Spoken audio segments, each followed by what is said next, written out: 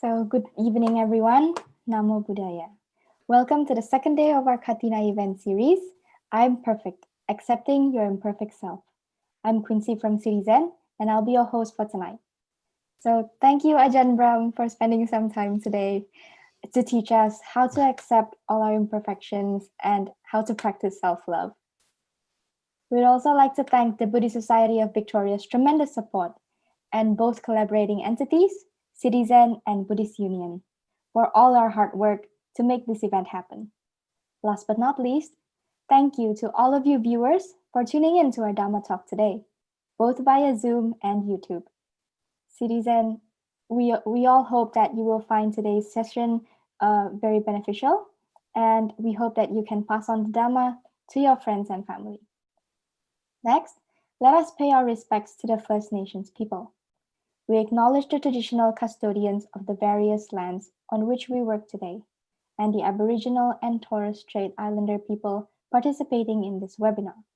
We pay our respects to elders past, present, and emerging, and recognize and celebrate the diversity of Aboriginal peoples and their ongoing cultures and connections to the lands and waters which we reside upon. Okay, so now we would like to introduce the Buddhist youth communities hosting this event. First, I'm going to introduce you about CITYZEN. So we are the Buddhist Society of Victoria's Young Adults group. Our vision is to bring Buddhist wisdom, friendship, and peace to young adults. Our group hosts fortnightly Dhamma discussions and other activities, such as game nights, panel webinars, and many more. So if you're interested in getting to know us better, do look up our Facebook and Instagram page. Also to our website, go to bsv.net.au/CITYZEN. Now I'd like to invite my friend Jaislyn. She's gonna explain a lot more about Buddhist Union. Thanks, Quincy, for the great introduction. Hi, everyone. Thank you all so much for being here with us today. My name is Jaislyn from Buddhist Union, Melbourne. First of all, I would like to use this opportunity to thank our speaker, Ajahn Brahm. We're very humbled and honored to have you here today. To our event partner, CITYZEN and Buddhist Society of Victoria, thank you for your hard work in making this event possible. And last but not least, to our amazing community, we couldn't have done this without you. For those of you who are new to Buddhist Union Melbourne, we are an Indonesian Buddhist youth community that organize weekly Dhamma talks, temple visits, and other community building events. Our mission is to build a safe community where everyone is included and every opinion is heard. If you're interested to join in on our next event, you can simply follow us on our Instagram and Facebook at BU Melbourne, or you can simply click the link in our Instagram bio to join our WhatsApp group. So once again, thank you so much, everyone. We hope we can all learn valuable lessons from today's talk. Thank you. All good. Thank you, Jaislyn. So I'm gonna read out a few housekeeping rules for today. First, all participants' audios and video functions will be switched off. You will not be allowed to turn it on throughout the entire event. If you do have any questions, please post it on Slido. It is a platform to post your questions, and you can vote for other people's questions as well. That may or may not, well, maybe you would like it. It could be similar and maybe interesting for you. So please scan the QR code over here. And throughout the event itself, our friends will be posting the link continuously on the chat box. So you can click the link and submit your questions there. Please be informed that we will not read out all the questions due to time constraints, but we will be covering those that are most voted on Slido. All good. Next slide, please. Okay, so here we have our donation links. This event is free for everyone to join in, but it would be great if you can help us by supporting to these donation links. One is for the robes and other requisites, and another one is for the Newbury Monastery Building Fundraising. Okay, so let's now invite Ajahn Brahm to the spotlight. And yeah, I'm gonna read a bit of a bio about you. So yeah, Ajahn Brahm is a popular Buddhist teacher known internationally in a growing community of people interested in meditation and deeper spiritual understanding. He's a Cambridge graduate. He started a monastic lifestyle in 1974 at the age of 23 under the late Thai meditation master Ajahn Chah in Bangkok, Thailand. So we invited you from the Buddhist Society of Western Australia. Ajahn Brahm moved to Perth in 1983 and became the co-founding monk and abbot of the Bodhiana Monastery, where he resides in until today. He is also known as the author of several books sold internationally. Some of them you might have read before. One of it is called Opening the Door to Your Heart, which has been translated into 24 different languages. So Ajahn Brahm frequently travels throughout the entire world to give talks to large crowds whenever to teach people the path to inner contentment and peace. So he never seems to stop giving and find peace in the present always. Okay, without further ado, Ajahn Brahm, the stage is all yours. I can't see a stage. All I can see is a screen. Yeah. But I think it's all mine now. But first of all, that's when you said about all the books which I've written. It's not just one, it's many books. And that's a big problem for me. Because I remember that when I was a young lay Buddhist, about 19 or 20, I went to listen to a talk by a Zen monk. Oh, this was some 50 years ago now. And that Zen monk, he gave me some advice. His advice was, be careful, never write a book, because anyone who writes a book has to spend the next 7 lifetimes reborn as a donkey. So I've got a lot of donkey reincarnations to live through. So please be kind to any donkeys you meet. It might be one of the nice monks you know who wrote a good book. However, of course, they say such things. And all it really meant to me was to tell me that if you're going to write a book, write it for a very good purpose and in a way which people can understand. Not theory, because people can see theory all over the place, but something which is more relevant to people's lives. And today, of course, the topic of learning what is perfection and imperfection, and how do we deal with it? And all the years which I've been a monk, I still haven't answered that question. What is perfection, imperfection? So I put it to the side. Instead of worrying, trying to be a perfect monk and trying to overcome my imperfections, instead you make peace with them all. And you find that all of your characteristics, all of your maybe saying the wrong thing or saying a silly joke, all of those things which you say and do, it's just your characteristics. And of course that I use all of these examples from mostly my own life because I can trust those. I've got a good memory. And I do always remember just growing up and trying to be a perfectionist. And trying to be a perfectionist, I'm not quite sure what I had to do to be perfect. And everyone else was telling me what to do. And I wasn't really feeling it in my own heart, what I need to do to be perfect. And it's actually know what perfect is. And one of the examples which taught me the meaning of perfection and imperfection, it's an old story from my life, but when I did come over here to Australia, I'm not sure if you know that why I came to Australia, why I arrived in Perth. And the reason was that once I became a monk, and I was so inspired by being a monk with Ajahn Chah. 9 years I stayed with Ajahn Chah, and it was such an inspiring example that I made a vow. I made a determination that I would never ask to go anywhere away from Ajahn Chah. He would have to send me. He would have to say, Ajahn Brahm, you go over here, you go over there. And I would make sure I would stay there until he asked me to come back. So where I lived was up to my teacher, Ajahn Chah. And then what happened, that they needed another monk in Perth, in Western Australia. So he just sent me to Perth. You know, about 2 or 3 weeks after Ajahn Chah sent me to live in Australia, Ajahn Chah had this stroke. And from that time on, he could not speak anymore. And because Ajahn Chah could not speak, he could not ask me to go back to Thailand or to go anywhere.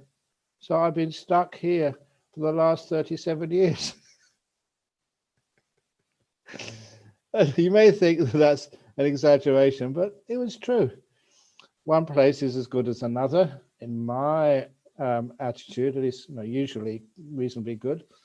And it was wonderful being able to stay here and grow with Buddhism in Australia and learn so much. And one of the things which I did learn, this is one of the stories, the early stories, that when we were here, no one really trusted us. I was a young monk. No one knew if I was going to stay the course. And so that we hardly had any donations at all. In fact, we were in debt a lot of the time. And then when we had to build a monastery, oh, that was really hard work. Because I was number 2 monk at the time, I was the one who, did all the hard work, all the building work. And you may know that I was started off my life as a theoretical physicist in Cambridge. And a theoretical physicist don't do any work. They sit down there and think about equations and the solution to the equations and the meaning of the universe, the astrophysics of the galaxy, the quantum mechanics of subatomic particles, plasma physics, all that really intellectual stuff. You can imagine a quantum physicist a few years later had to learn how to lay bricks. It was quite a shock of living in your head and now having to connect with your hands and lay bricks. And this was the story of my first brick wall. We could not afford to employ a builder or a professional bricklayer, so I volunteered to do it. But what could be easier than laying bricks? You just put one brick on top of the other and another one, a bit of mortar in between. It's a simple thing to do, in theory. But when you actually try it, those bricks, they don't want to be in line. One corner is too high, so you tap it down, and another corner comes higher, so you tap that one down, and it goes out of line. You tap it in line, another corner goes up. Oh, it's just endless trying to get it perfect. And I didn't realize what my mistake was at the time. I wanted every brick to be perfect. And if it wasn't straight, I would take it off and start again. And then what happened when I finished my first brick wall? To this day, I don't know how this happened, but 2 bricks were out of line. They were crooked. And there were only 2 bricks, but to me, they spoiled the whole wall. My 2 imperfections. And I was so upset by those 2 bricks. Now, this is no exaggeration. I did have nightmares. I woke up in the middle of the night thinking about those 2 bad bricks. And I asked the other monk with me, can we afford to buy some explosive to blow the wall up and start again? And he said, no, you can't. We couldn't afford it. So for 3 months, I was stuck, with this terrible wall, the first wall I built. And I thought we would never get any more donations. No one would help us. We wasted so much money. But then what happened? That I was taking somebody around and they saw that wall and they said it was a beautiful wall. And I could not believe what they said. I think I asked them, have you left your spectacles in the car? Are you blind? Can't you see those 2 bad bricks? And if you haven't heard this story before, it was a very powerful one, at least for me and for many others. They said, yes, we can see the 2 bad bricks, but we can also see the 998 perfect bricks as well. And to me, that changed my whole attitude, because the reason why I did not like that wall, the reason why I had nightmares about that wall, and that I wanted to blow it up and start again, number one, because it was my wall. I thought I was responsible for it. And number 2, because every time I saw it, my eyes just went to 2 bricks, my mistakes, and I could not see anything else. I was the blind one. And when the person showed me there was more than my 2 mistakes, I realized he was right. It was a beautiful wall. It's still there today. Over years, I forgot where those bricks were because they weren't important anymore. But what he said was true. It was a beautiful wall. 2 bad bricks for 998 good bricks.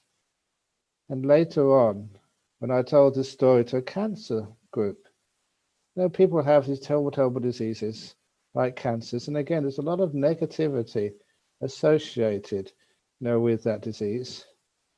And a lot of fear as well. And how you can deal with that terrible disease, which lasts, much longer than COVID in a human being, and is, much more dangerous. But anyway, that this gentleman who was a builder, he came up to me after I told him that story, and he said, Ajahn Brahm, please don't be so negative about yourself. He said to me that even professional bricklayers, they make mistakes. So 2 out of 1,000 bricks which are crooked is pretty much par for the course. But then what he said afterwards is the juicy part of this story, the beautiful part of it. He said, in our building industry, whenever we make a mistake like that, we always tell our clients that those crooked bricks are a feature. We charge our customers another couple of $1,000s for them. In other words, you change a mistake into a beautiful feature.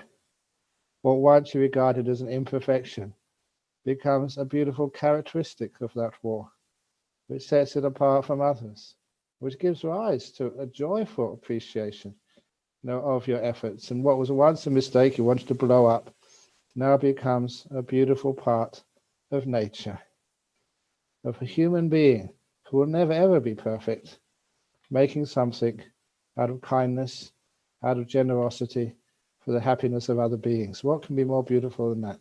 And a couple of crooked bricks, that just makes it original, unique. And from that story, which, in the little picture at the front, which showed me with that book, Opening the Door of Your Heart, I mentioned that story. I think it's the first story in that book.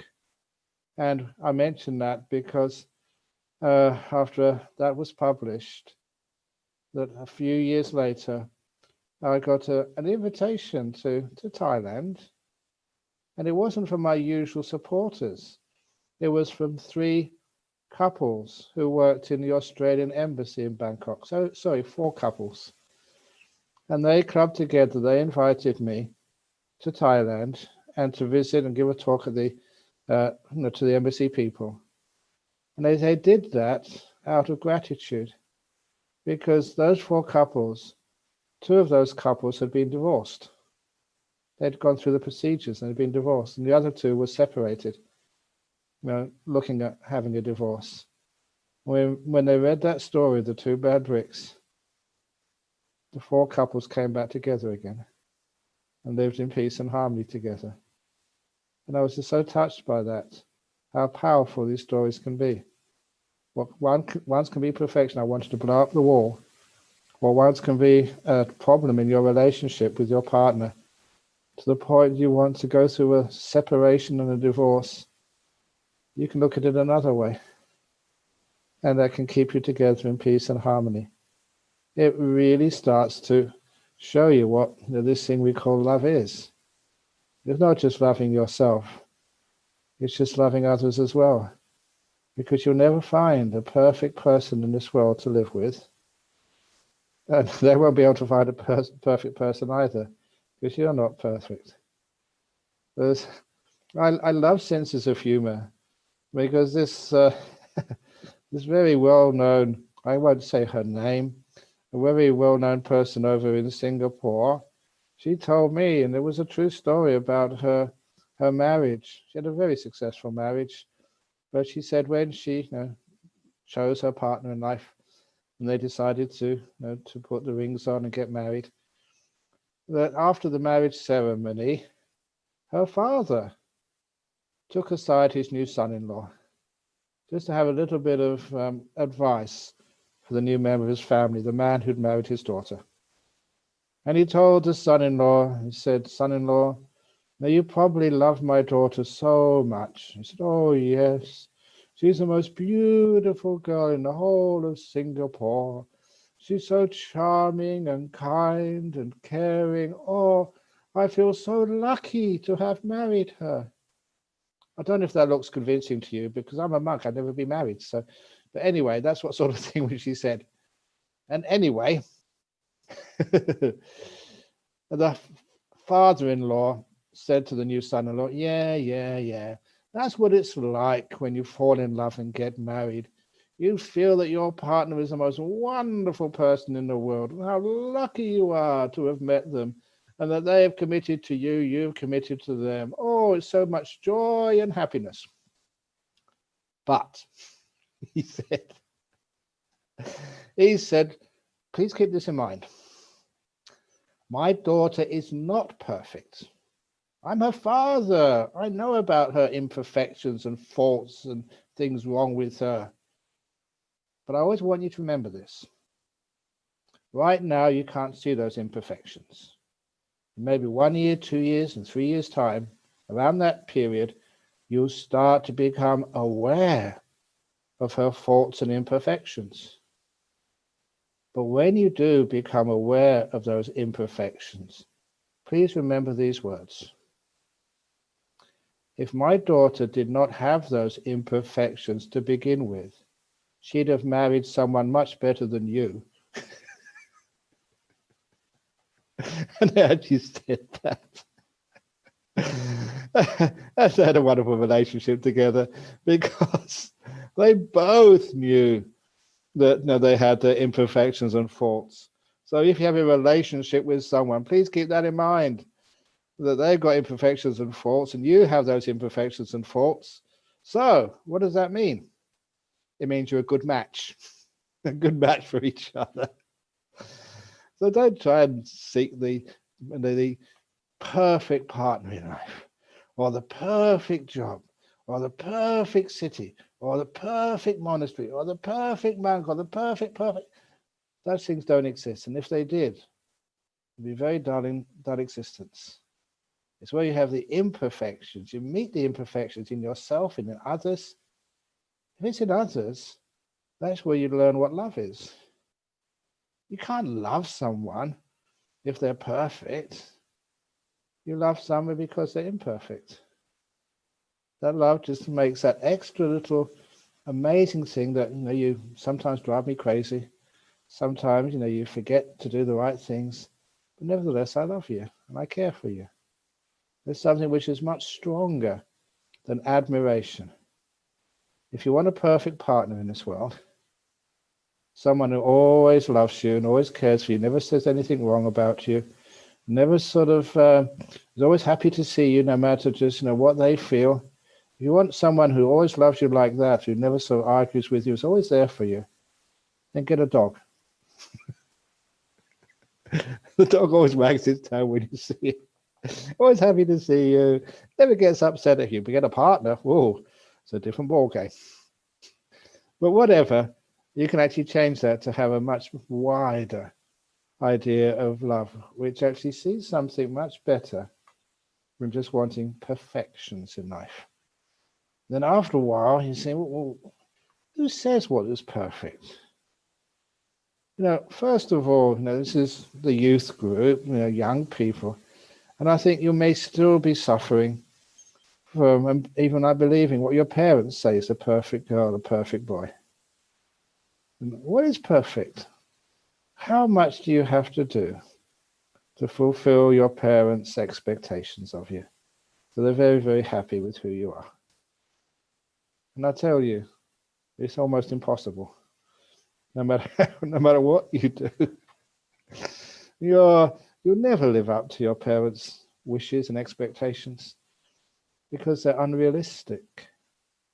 So what you do, what a lot of parents would want of their child. Imagine that you had a child, that you gave birth to a boy or a girl. And what would you want for them to be in life? And sometimes your idea of what perfection is maybe not what your parents thought. It's not just like being a great scholar and being a professor or being rich. what most people want for the people they care about is that they're happy. Simple thing. They're peaceful. They're happy in themselves, and also they give happiness to others. Those two things are the same. You cannot have inner happiness without sharing your happiness with others. It's when you give to others, you care for others, you sacrifice yourself to others, you give your time to someone else. That gives this huge amount of happiness inside of you, and energy too. Here's one little story which you probably haven't heard, because this was one of those monastic stories I usually tell to the monks I train. In those early years when I was a monk in Thailand, I've been a monk now for 46 years. It's quite a long time. And the problem with being a monk for so long is that you can't look forward to your retirement. We don't retire as monks. We don't have any superannuation. I don't have any pensions. I can't retire. Anyway, you don't want to retire because I enjoy my life. But when those early years in Thailand, when you become a monk in that part of the world, you have to make yourself your 3 basic robes. And you have white cloth, you have to cut it to the right size, and there's a special pattern you have to sew on the outside. And then you have to dye it, and there's 3 robes, and they're very big. And then you dye it, but you can't dye it with some chemical dye from the chemist shop. You do it in that part of the world from jackfruit wood. There's so many jackfruit trees there, and when a branch comes off or one dies, then they always offer it to the monastery, and we use that wood to actually extract the dye and use it in our robes. It's one of the reasons why, for Theravada monks, it's like a brown color, because that's the dye from the jackfruit tree.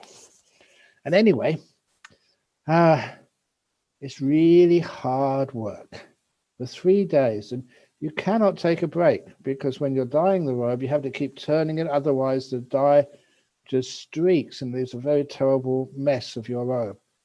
So it's usually a long time, 72 hours at least, full on work with no opportunity to rest or have a break. And so these couple of monks, or the 3 of them, they were making their robes, and I felt so sorry for them, because when you haven't slept for 2 or 3 days, you look so sort of sickly and tense and unhappy. So that evening, after the evening meeting, I went up to them in the dyeing shed, a little area of the monastery put aside for this project. And I told them, I won't say anything if you don't. Go to bed, have a rest. I will look after the dye pot tonight for you. And one of the things I always remember about that, it was just an act of kindness to others, was they never argued with me. They were off before I could even sort of say the next sentence. They took the opportunities to go to bed and have a sleep. You probably had times when you haven't rested well, and especially if that builds up over 1 or 2 days, you feel terrible. And so I'd rested the night before, so I would do that for you. So anyway, I did the dye pot all night. And when the bell went at 3 o'clock in the morning, we'd get up in that part of Thailand in those days. When the monastery bell was rang, I just saw them coming, and they came to the dyeing shed and took over. And they were so grateful. They looked so different having had a sleep. And I just went to the morning meeting. So I hadn't even visited my kuti, my hut at all. I went from the evening meeting to the dyeing shed to the morning meeting. But the strange thing was, I had so much energy that morning. My meditation was so clear. The chanting, I could remember everything in the chanting, because we chant over there in Pali and in Thai as well. And it's a lot to remember for a young monk, but I was full of energy, and even just cleaning up afterwards and then getting your bowl and going on arms round. It was so energetic. It was like, I didn't have any coffee in those days, or, tea or anything to boost you up. And it was a natural energy. I could not believe it.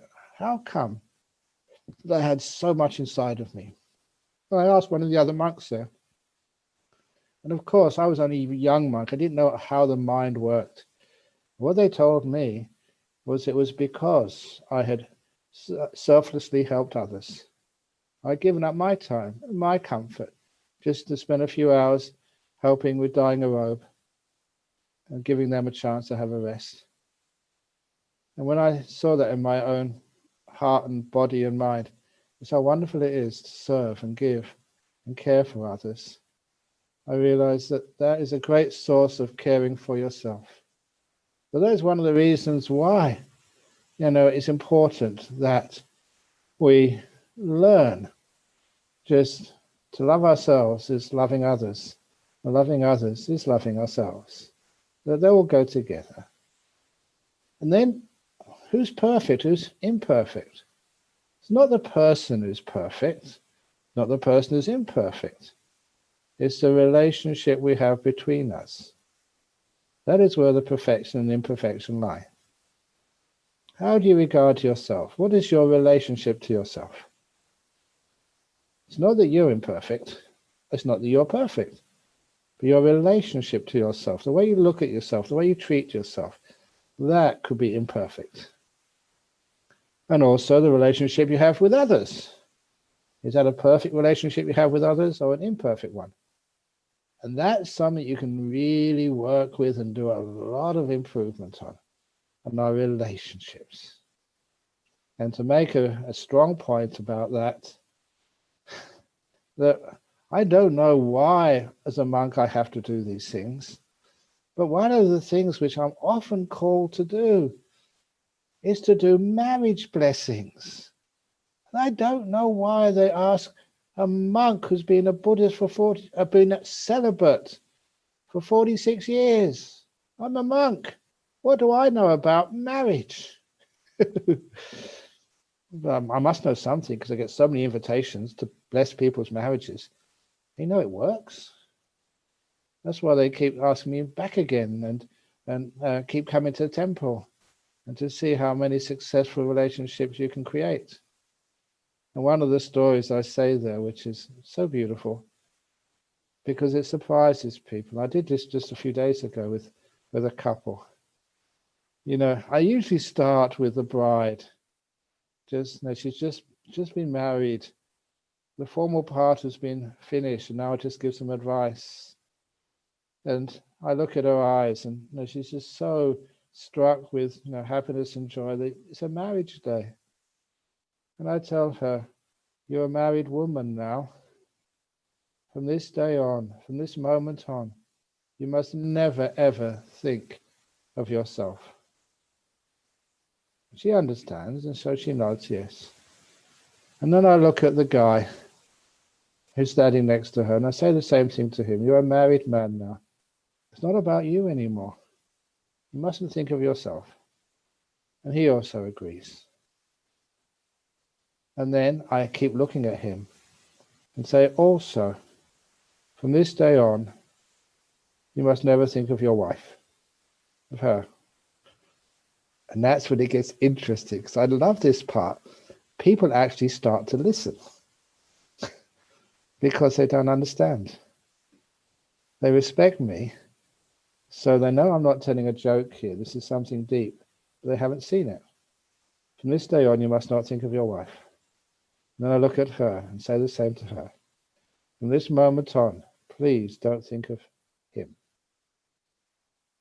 And while they're trying to figure out what this means, I tell them the solution is what I call these days a third option. It's not just being selfish and just what's in it for you. It's not just being sacrificial and giving everything to other people, which leads to burnout. I say, when you're married, it's never about me, never about my partner. It's only about us. We're in it together. We're a partnership. We're married. We're husband and wife.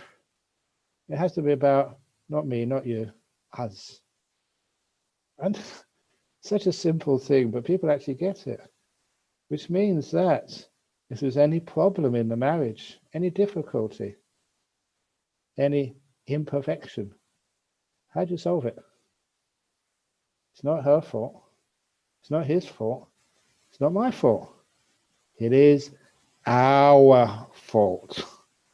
In other words, we find a solution together. We figure out what we need to do. When you do stuff like that, you find out the relationship goes to another level. It's not about me anymore. It's not about blaming somebody else. It's always about us. And I mention that for marriage because that should be pretty obvious. That's just how people can have a happy time together. But that's also with friendships as well. It's also in business, in companies. It must always be about us. Many of you may be students at university.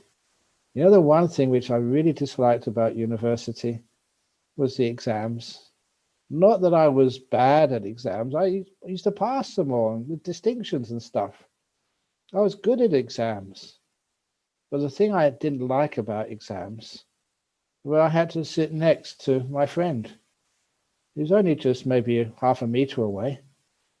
And I could see him struggling with a problem. And I wanted to help him, but I couldn't. If I tried to help him, it would be called cheating. To me, it was called compassion, kindness. What's wrong with helping a friend? When you know the answer, they don't. What's wrong with that? I saw things in a different way. In examinations, it's all about the person, individualism, ego, sense of self, me beating my best friend. That never made sense to me, even when I was young. And of course, it never makes sense in life either. It's not which is the best Buddhist society in Melbourne, who is the best Buddhist group in Melbourne, who's the best Buddhist in the best Buddhist group.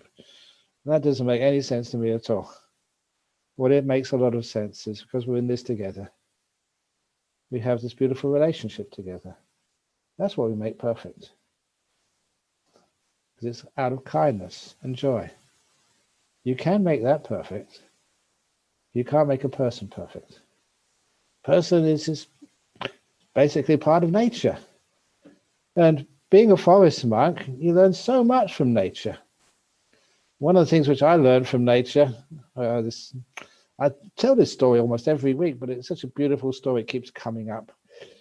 This story began its life during a mental health week, when I was invited to a seminar on mental health here in Perth, in Australia. And I was willing to give a hand. Well, it's because it's about us.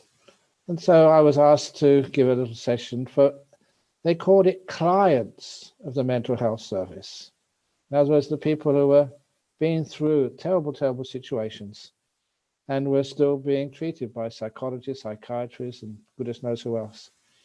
And also a few of the professionals, the people who were looking after them, sitting in the back.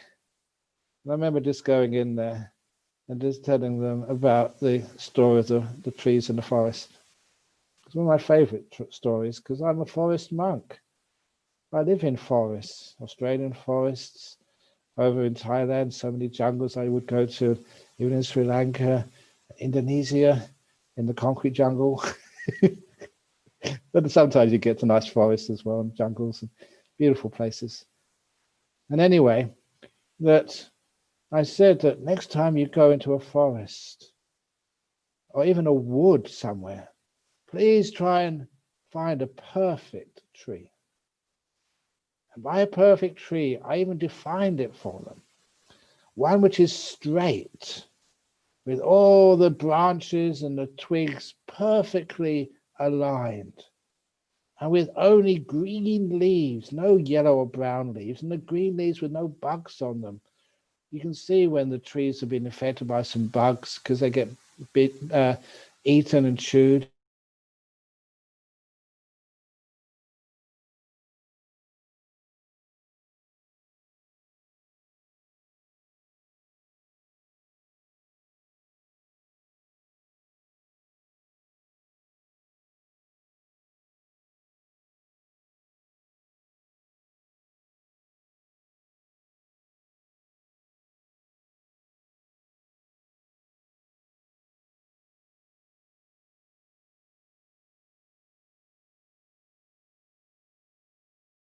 Apologies for the technical issue. everyone will be in touch with Ajahn Brahm. We hope that he can reconnect soon.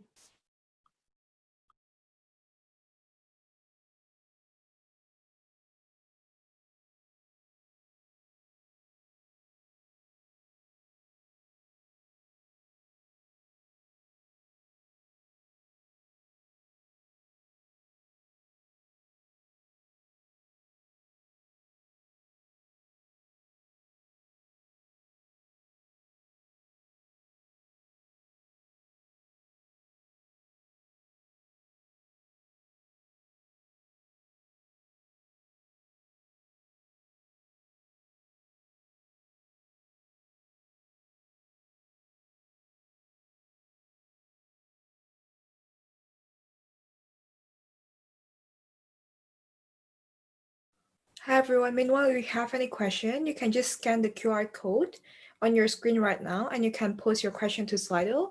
You can also upvote any questions that you find interesting so we can ask those questions. Thank you.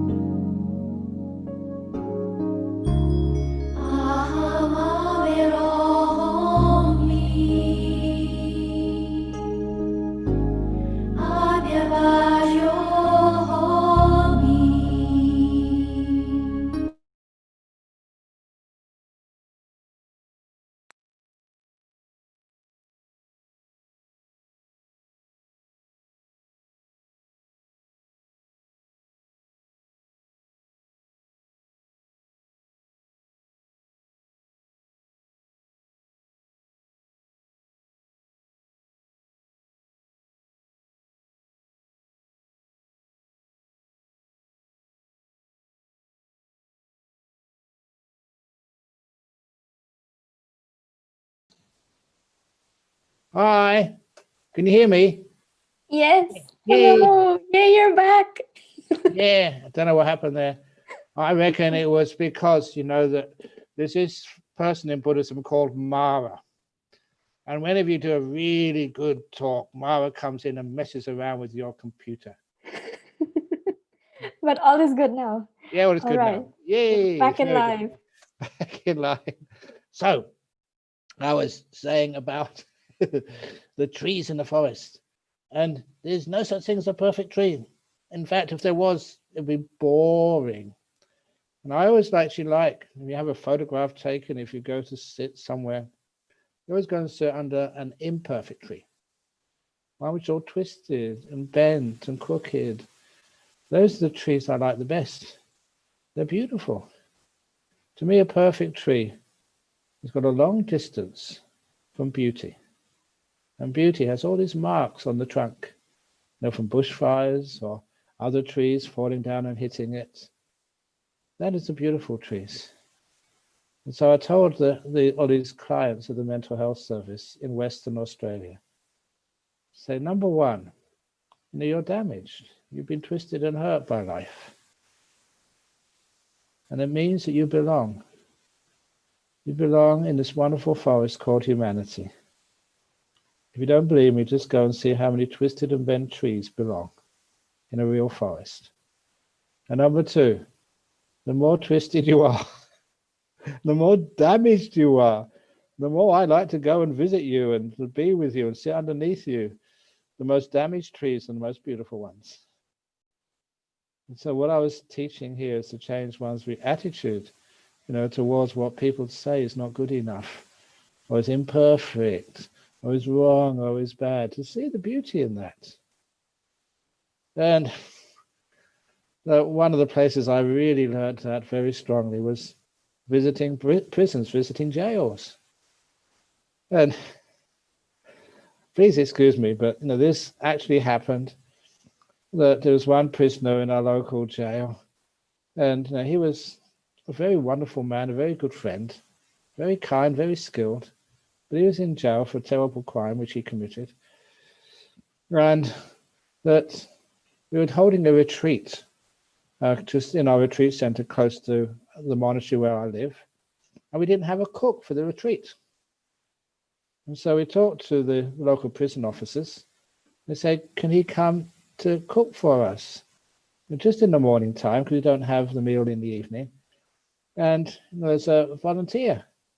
He was really into it. And the prison said, yeah, why not? So he became his own work release from prison. And he was our cook. And he was one of those fantastic cooks. Even, I couldn't believe that, he'd make a pizza every day. He'd make the pizza himself from flour. He'd make the dough and bake the pastry or whatever and put amazing things on it. And he cooked such a lot of food for everybody. He put his love into it. And people commented on what a wonderful cook he was. Where did you find him? It was the last day of the retreat. I told people where we found him. He was a prisoner in our local jail. And he was in there for rape. A very big, violent man. When I told them at the end, he was a very damaged, twisted tree. But they realized they got to love him and care for him, the man he'd given them. If I'd have told them that the very first day of the retreat, they'd have all left out of fear. When they found out afterwards, they realized that the way they judged people was a problem. He was a very kind, good man. He's out now, he's got married, he's having a wonderful life, a very brilliant man. You can't judge a person for one or two mistakes, even bad mistakes, terrible mistakes, which hurt other people. Keep him in jail doesn't help anybody. As long as he's safe to be outside, then why not? Anyway, so that really showed just how our relationships to imperfections in other people and in ourselves. Imagine what that must feel like if for some reason or another you've done some terrible, terrible things in your life, some terrible crimes. How does that feel? Please change your relationship to that act. You can't judge yourself by one or two bad bricks you've laid in your life. And I'm sorry, this is my character. That there was another prisoner in that jail who read my book, Opening the Door of Your Heart, especially liked that story of the two bad bricks, because he was in jail for a murder, actually 2 murders. And he said, it was only two murders. It doesn't make me a murderer. There's 2 bad bricks in the wall of my life. And it's not sort of demeaning the harm and pain he caused to others.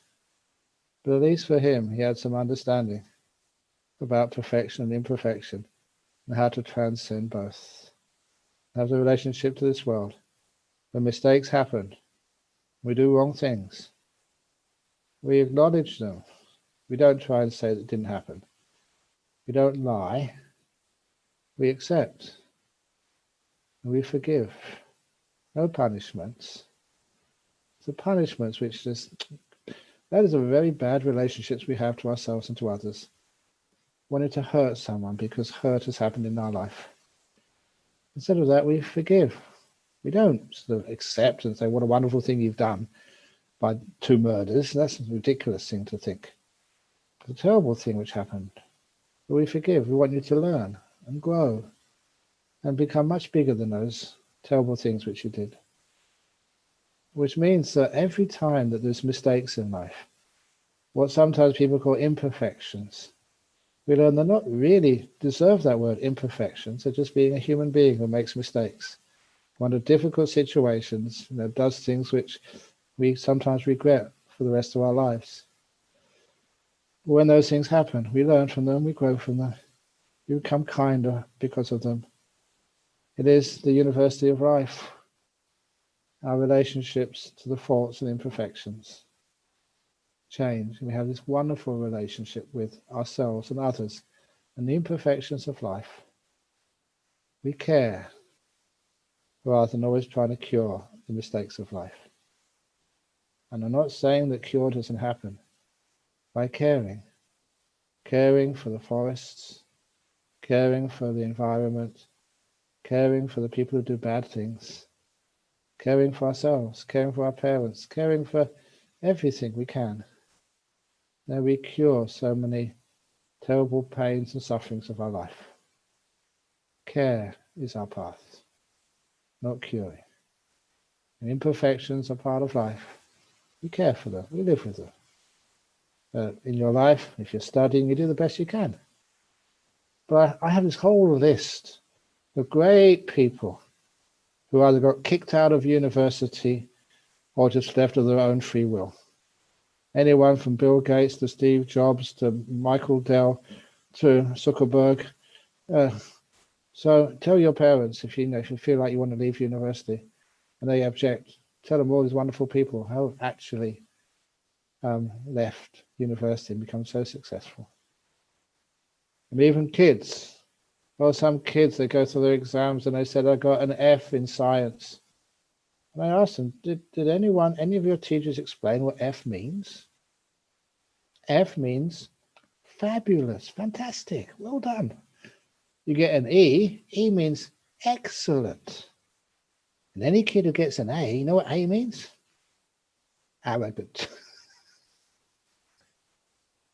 In other words, you change the whole idea about judging, and instead you just learn. In life, in school, university, you're learning, you're growing, you're understanding the relationship you have to yourself and to life. And that is how we deal with imperfections. And my clock now says an hour has gone past. So I hope that's correct. So, MC, shall we start the questions now? Yes, thank you, Ajahn Brahm, for the wonderful Dhamma talk. It was very interesting and insightful. Hello, everyone. My name is Jesslyn, and I will be facilitating the Q&A for today.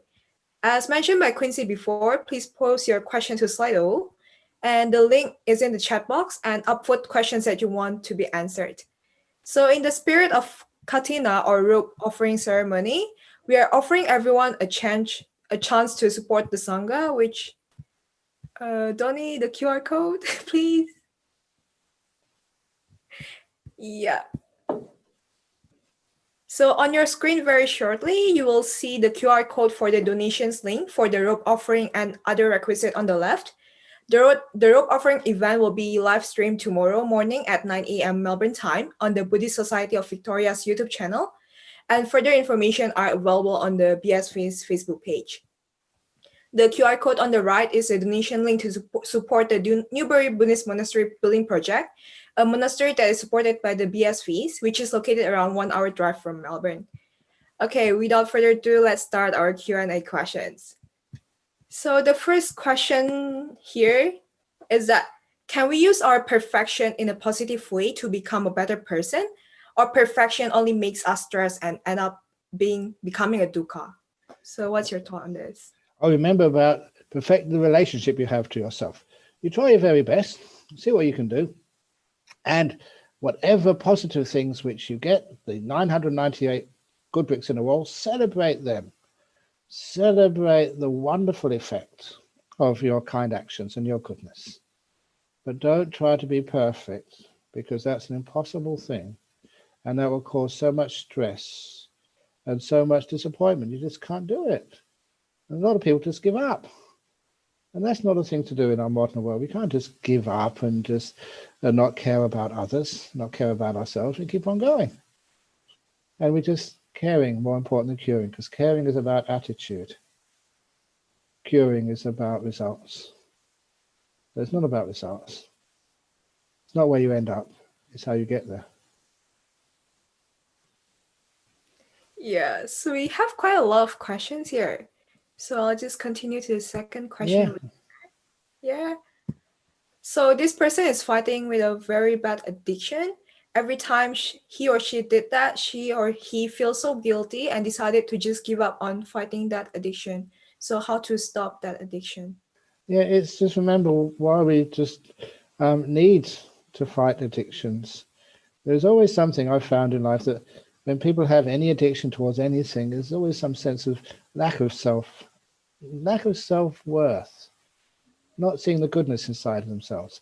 So one very simple thing to do, it's a very often thing I've said before, is take a piece of paper, a line down the middle, your name on the top, and on the left-hand side, write all the bad things about yourself, all the terrible, terrible things about you. Be honest, because you're the only one who's going to see this.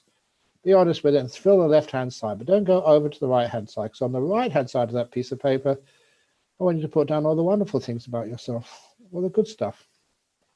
When I did that with one of the prisoners in the jail, the left-hand side, he filled up so quickly, all the bad stuff he had done in life.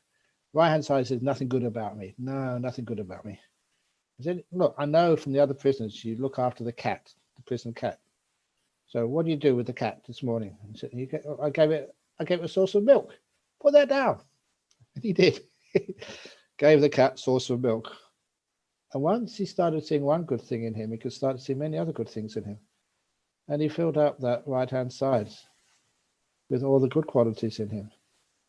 And then I got the scissors, cut it down the middle, left-hand side, all his bad qualities I threw in waste bin. The right-hand side, I asked him to photocopy it, laminate many copies as he can, and put it all around his room, in his bag, wherever he goes. Reminds him of his good qualities. Reminding of your good qualities, not your faults, is one of the most wonderful ways to overcome addictions. Things which hurt you, you take those things, you keep having those addictions. It's almost a sense of self-punishment. You're not good enough. So you want to sort of escape from this world. You want to escape from yourself. So reminding yourself of your wonderful qualities, it overcomes those addictions. Thank you for that question. We actually did a journaling workshop yesterday, which actually helped with releasing your emotions. If you want to have a look at that, it's actually available on BSV's YouTube channel. Yeah, so we'll go to the next one. Is it right to often pretend everything is okay while we were feeling blue, burnt out, and things like that? Or is it categorized as rejection of reality? It's called lying. You're not being truthful. If you're really terrible and burnt out, just tell your friends, I feel like a piece of feces. I was going to say something else. But just have a rest. Find out little ways. In monasteries, that sometimes monks and nuns do go through difficult stuff. And so what we do, I'll let you into a secret here in Bodhinyana Monastery where I teach, we have a little section in the library for monks only. And you have some books in there for monks who have a difficult time, while they're a monk. And there's Calvin and Hobbes cartoons, other cartoon books, which some of them are very, very funny. And they can actually have a look at those books to just start to cheer themselves up. But they acknowledge, first of all, when you feel a bit down. And you don't deny it. And you have your strategies all planned out beforehand. When you're down, you can't think of any strategies. You prepare the strategies for difficulties beforehand. Just like bushfires in the east or in where I live. We prepare before the bushfire comes. So when there's a fire, we know exactly what to do, and we do it, and we escape with no problem at all. The same when you get depressed, you get overworked, you get stressed, then you have all your strategies, you know exactly what you're supposed to do. And then you act that way. And then which means the stress doesn't last that long. So anyway, I'm sure you've seen this before, but it's such a good simile. How to deal with burnout. You see my cup here? How heavy is my cup of water? That's better. Yeah. The longer I hold it, the heavier it feels. After 2 minutes, my arm is aching. 3 minutes, I'm in great pain. What should I do when this gets too heavy to bear? Let it go. Let it go. Put it down.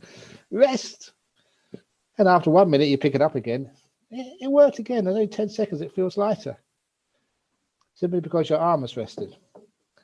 The reason why people get stressed out and very negative, that when they have a problem in life, they just keep pushing, keep trying to fix it up instead of just putting it down for a while. Relaxing, resting. And then when it comes up again, you find you're much more competent, stronger, able to deal with it.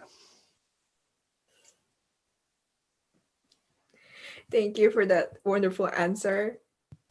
So there's this question from Hilda. How to deal with people who don't want to admit their mistakes and trying to always impose things that they believe are right? Well, they can try and impose things which they think is right, but what you do, you say, I listen to you. I'm letting you know all my tricks now. I listen to you and I say, well, I will think about it. You never say no to such people because they're control freaks. If you say no, they'll argue with you. But if you say you're going to think about it, then they'll let you think about it. And there's some things which I've been thinking about for years, which means I don't need to give an answer to them because it's a stupid request which they give. So you just put it off. Have some emotional responses which they can't argue with. So when people try and impose what they think is right on you, just say, well, I'll think about it. And then go off and do what you normally do. What you know is the correct thing. And when people think they don't make mistakes, they're perfect. My experience of life is that there's not one person in the world like that. They may portray to you that they are perfect, but they know that they're not. Even as some of those prisoners I see in jail, there's not one, I never met one who doesn't admit what they've done was wrong and that what a terrible thing it was. And they think every day if they could go back in time, they would never do that again. So we do all have this thing called guilt conscience. And even those people who think they're perfectionists, they have that as well. They don't like doing that. But it's not all they know how to deal with life. So anyway, those are a couple of reflections there. When people think they're a perfectionist, just let them act that way. Just like Shakespeare saying that all the world's a stage. And they're acting what they think is what they need to do. And just, you can't stop them. That would just make them more of a control freak. Just say, oh, I'll think about that. And soon they realize they can't control you. And when they care for you, they're kind. You can give so much more to them. Bosses get so much more work done when you care for the people who work for you. I think you might say that I've been a very successful monk over my career, built many monasteries, written many books. And all that time, I haven't controlled anybody and told them what to do. But I've cared for people a lot. Because I care for people a lot, if I need something, they just come and do it. It's a wonderful way of being a manager, of being so kind and caring that people are looking for things to do to help you out. Do you have any advice on people that aspire for perfection, like call themselves perfectionists and setting the bar too high for themselves? Yeah, you're just suffering. Because after a while you learn it's just a stupid thing to do. And after a while you realize you're good enough. It's a wonderful thing to see that, people who really do love you and care for you. They never tell you that. They never tell you should improve. They say, I love you as you are. I care for you just exactly as you are. If you become better, I'll care for that too. But you don't have to struggle and strive so much to, win my affection. Imagine you met someone like that. Whoa. You'd serve them and care for them back because they're inspiring you. You meet for someone who says, well, yeah, I'll love you if I give you all these things you need to fulfill and do to have their life. That's impossible. Now, kindness, metta, is not a business deal. Metta is something which lets go of the sense of self, of me and mine, and it just wants to disappear and just be kind to people. Not own anything, but just to give. So such people, they want to own you. And don't be a possession of others. So the next question is, I find it difficult to connect accepting our imperfect self and at the same time wanting to improve ourselves. How to avoid beating ourselves when we fail to improve? Well, you find that when you try to improve, that's when you fail. That's when you end up beating yourself. It's a negative cycle. When you don't try to improve, in other words, you care and accept yourself as you are, that's when improvement starts. You're improving your relationship with yourself, your relationship with your studies. And to the point it comes when, like studies, you really start to enjoy it. You know, to me, when I was doing maths, it wasn't sort of work. I enjoyed doing maths. It was like doing a puzzle. And I love doing puzzles and finding solutions. I never beat myself up and say, wow, this is really good. Give me more. And I loved it. And we had that sort of attitude to being a monk. Wow, I don't beat myself up if I fail. I don't get up in the morning or I fall asleep when I'm meditating or something. Just poor old Ajahn Brahm. Oh, poor Ajahn Brahm. You must be very tired. You're getting old. Yeah, it's okay. So that kindness which you have to yourself, that is not being lazy. That is not just going nowhere. The kindness and the peace you give to yourself is the start of improvement. You start to unlock all these wonderful qualities which you have inside yourself. This wonderful knowledge, ability to work, serve, give, whatever. When you're at peace with yourself, you can give so much to the world. So if you really want to improve, be kind to yourself. The next question is actually related. What if they have accepted their imperfections, but their boss and colleagues would not let them forget about their imperfections, and are they not good enough for them? What should they do? Well, again, you find that it's amazing that what actually works in the office and in business, people love having people around who are just kind and caring, and who are very productive because they are at peace with themselves. When we're thinking about what does my boss think about me, then you can't really do a very good work of writing out the contract or something. You're just worried all the time, the stress of is this good enough, instead of actually doing it with your heart and really producing the very, very best. There's so many examples of bosses who were kind. One of the monks reminded me of this a few days ago. There's a building company in our United Kingdom called Farrelly and Sons. And they decided in the board meeting to ban all overtime. Everybody at the end of the day had to go home to their family and friends. They could not stay any longer. They could not also take any work home with them. All work had to be done in the office. They couldn't take papers back. And what happened next was that the profits doubled, turnover trebled in 1 year. And they won this big business award, a very simple strategy of kindness and care made their company just winning a great big prize. Never think that kindness and care don't work. That's actually pretty interesting. When you let people go home and they become more productive. Yes, because their family life, their social life doesn't interfere with their business life. They go back, they can rest, they can look after their kids and their wife, their husband, and they can, when they go to work on a Monday morning or the next morning, they feel, yeah, let's do something for this company. And they really appreciated the kindness and the care of the bosses. So they wanted to work harder for them. So it became a much more pleasant experience.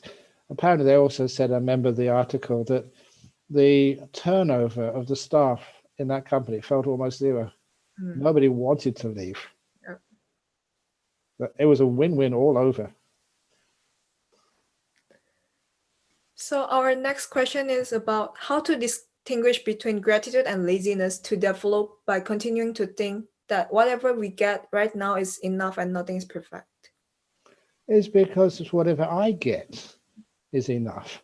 What about what you can give? Have you given enough yet? You can always give some more. To give some more, you need something to give. So when you think of just about you, that can be lazy.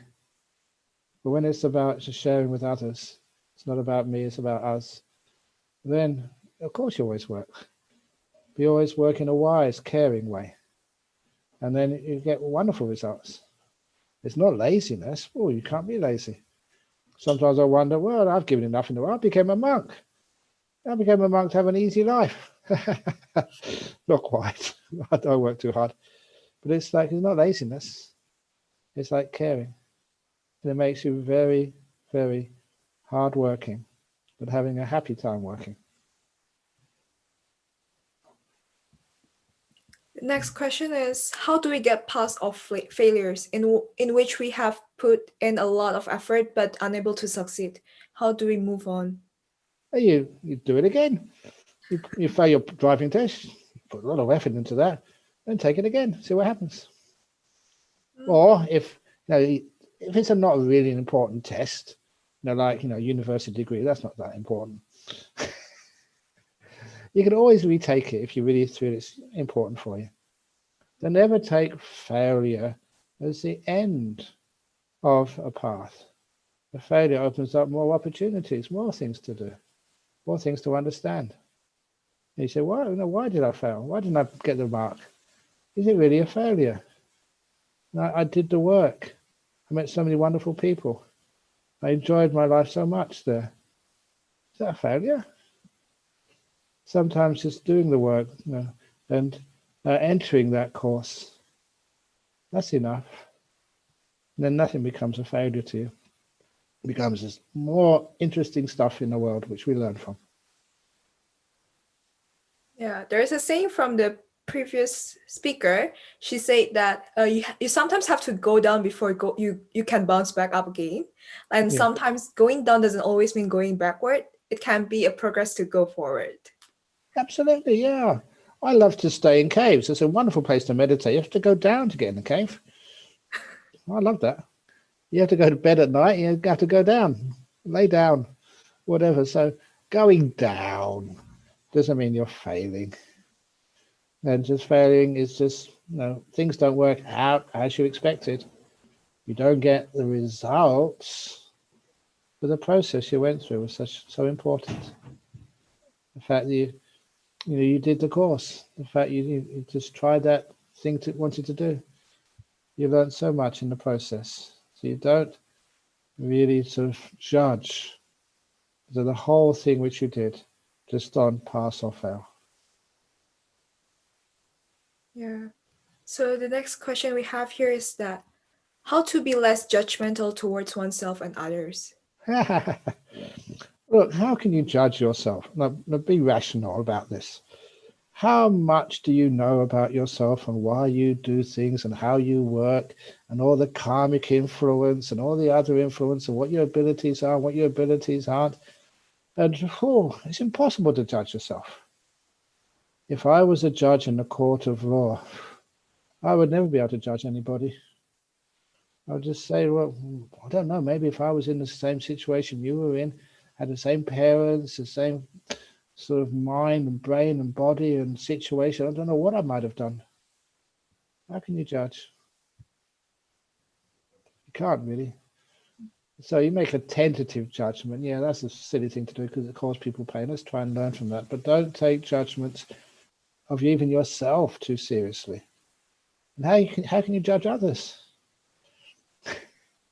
I really find it great fun, people judging me, a monk. They haven't got a clue what goes on in my life or in my brain or in my mind. But still they like to judge, who you are. Sometimes people say, you're Ajahn Brahm, you're so lazy. You should get a proper job instead of being just a parasite on society. You don't contribute. You just sit there and people feed you. And aren't you guilty about that? No.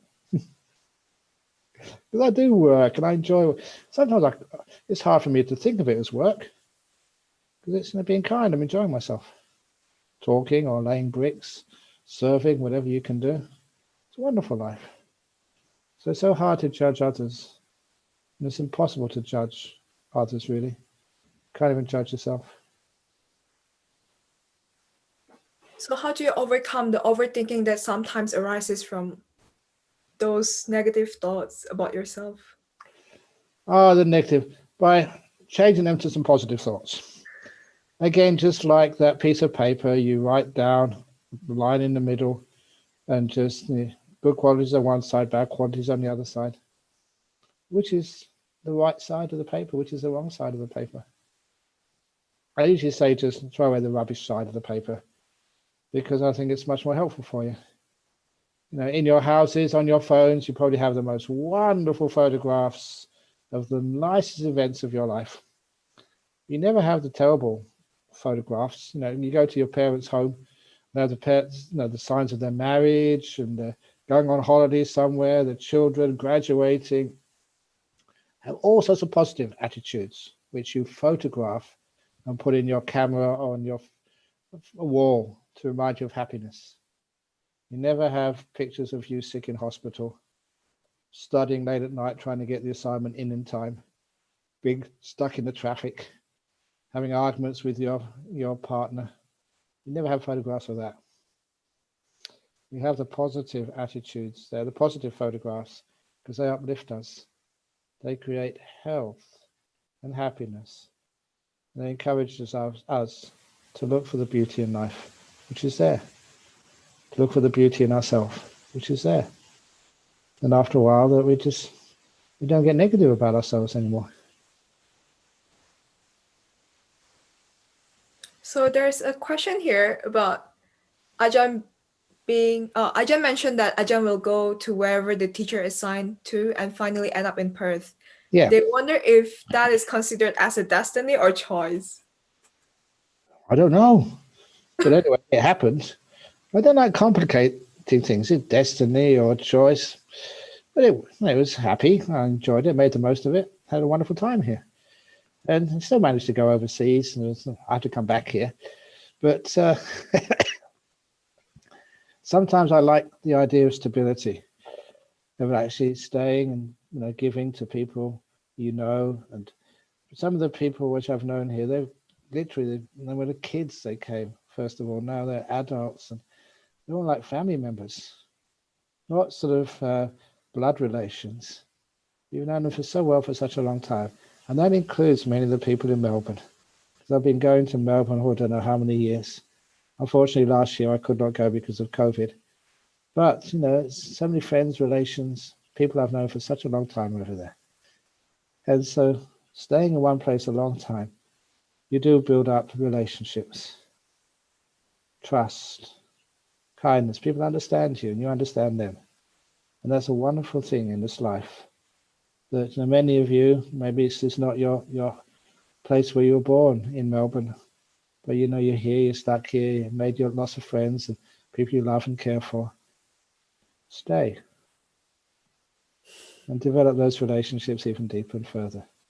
These are your friends. And quite frankly, the friends you make at this time of your life, they are the friends for life. You can't choose your family members. You're born in it. You make the best you can with them. But the friends, they're forever. Well, in this life anyway.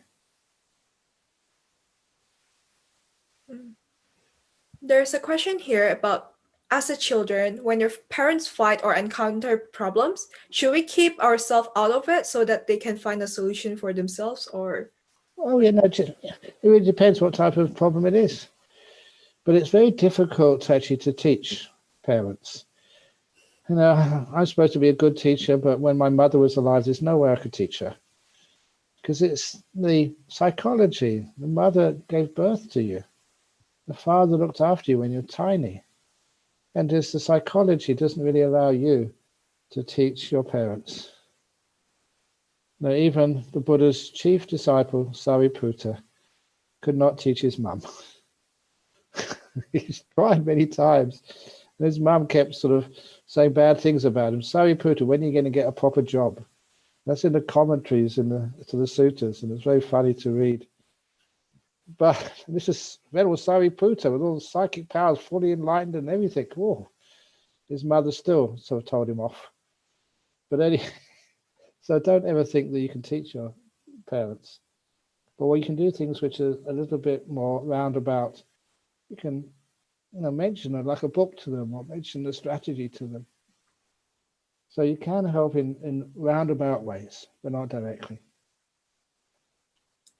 So when they're having an argument, let's say, so should we keep out of it or should we interfere? Yeah, no, keep out of it. And then just look at them. I say, Mum, Dad, you're my mother and father. Is this what you're teaching me? Have arguments? But no, people have arguments. That's part of life. So don't worry about arguments, but just make sure that they make up afterwards. And they realize having arguments with their friends and loved ones, their family. All those arguments we have, what about remembering all those wonderful times we shared together? Going out, having a wonderful time. So remember the beautiful part of your partner, and then that changes the whole attitude to them. If you remember their faults, you get arguments. No one wins in an argument. If you had the most wisest professor of philosophy arguing with the chief judge because they were married together, no one would win. Doesn't matter how wise you are, how much knowledge and facts you have. You cannot argue with your wife, with your husband. No matter what they say, they won't believe you. That's why we have all these wonderful strategies, which I mentioned. If it's like people are married, we have what's called the calendar method of living together in peace and harmony. The calendar method works like this, if you haven't heard it before, is if you're having an argument and you have to make some decision, you decide what day of the month it is. If it's an odd day of the month, what day is today? 31st today, it's an odd day of the month. And the odd days of the month, the female is always right. So it doesn't matter, what the facts say, the woman is always right on the 31st of October. And the man is always right on the even days of the month, like the 30th. That way it's, pretty fair.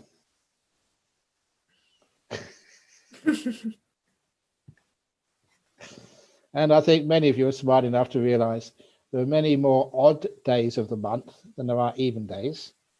But it's worth it for a peaceful life together. So you guys just give in. On the even days, you're right. On the odd days, she's right.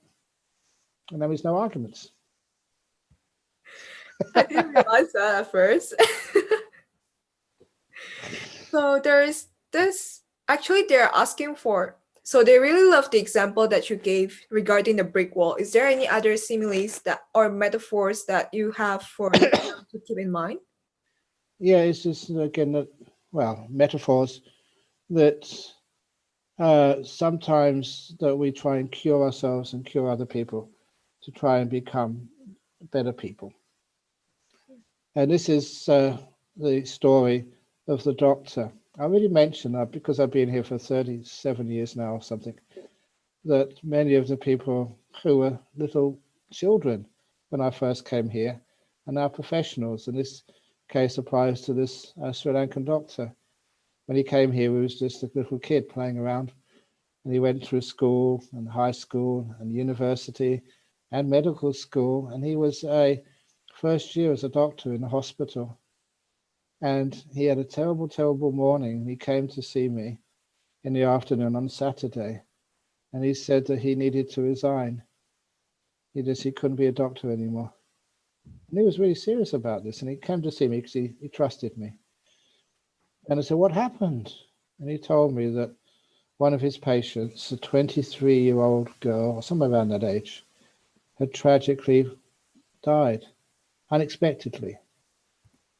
And it was his patient. He tried everything, but he couldn't keep her alive. And he had to go and tell the news to her husband. This young man, they were just so deeply in love together. And to see the husband literally emotionally just get so distraught, the woman he committed his life to, and unexpectedly passed away. And that he had to tell his two young children they had no more mummy. And as a sort of empathetic person, that just went, it was like 3 knives went right inside of him and just churning his heart. He felt so guilty. That's why he said, I needed to resign. I can't do this anymore in case that happened again. And that's when I told him, so the purpose of being a doctor, a nurse, a psychologist, a therapist, or even just a friend is not to cure your patients. You can't do that. Because they will die eventually, and sometimes the diseases are beyond your ability to cure. But you can always care for them. That's something you can always do. So if you make caring more important than curing, you never need to feel you failed.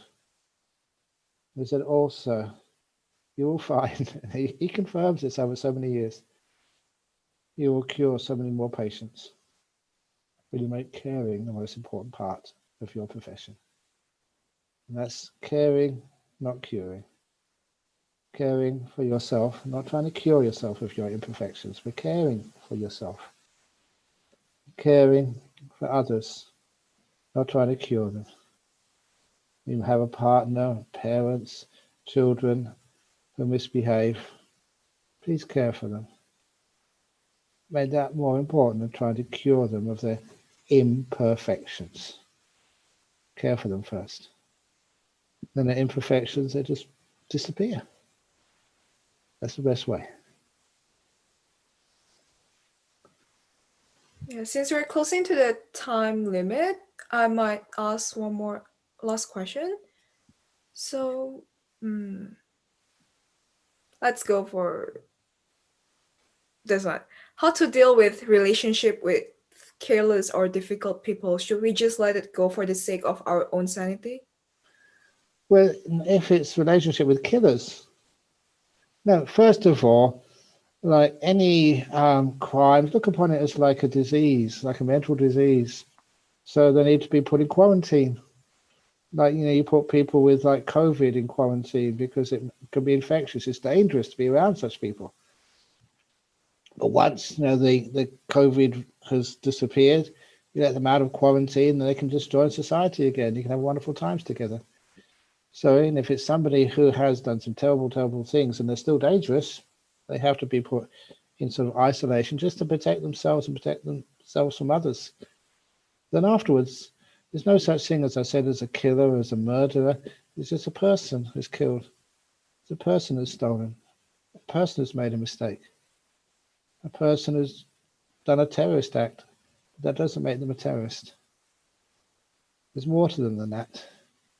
And so, if we have a relationship with someone who's done some terrible things, see if you can notice the beautiful part of them.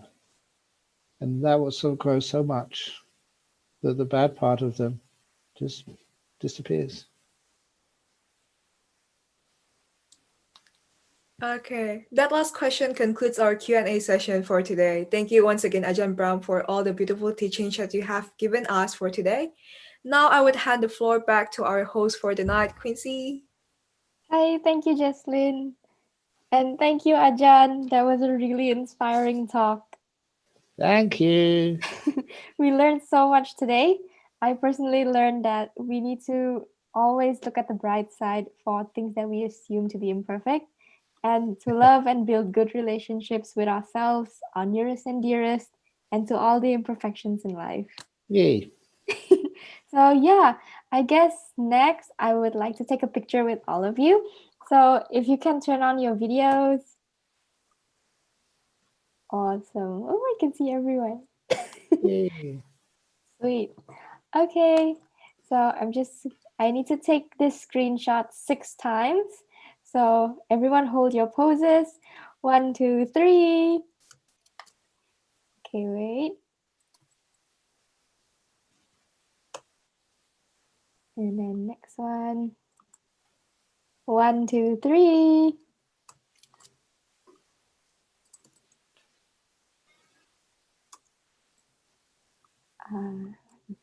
Third screenshot, 1, 2, 3.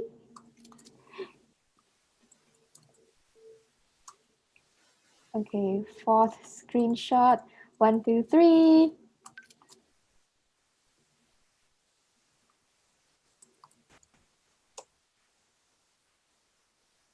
And then fifth screenshot, 1, 2, 3. Last one, 1, 2, 3. Awesome, all good. Yay. Okay, so I think I'd like Donnie to share the screen. Sweet. Right, so for everyone who came here today, thank you very much for attending the event. I hope you guys learned a lot. And if you like it and would like to join some of our other events, do follow our Facebook and Instagram page. CITYZEN's account is CITYZEN_BSV. And for Buddhist Union, it's BU Melbourne. Okay, next slide. Right, so here's the donation links again. I hope that you guys can help us to support the NBM Building Fundraising and robes and other requisite donation. If you ever find any difficulties during the process of sending out the donations, please do email us to treasurer@bsv.net.au. The email will be on the chat box. And yeah, I guess that concludes all for today. Oh, shout out to our ID genius over here. There's Langdon from Buddhist Society of Victoria. Hi, Langdon. Yay. Well done.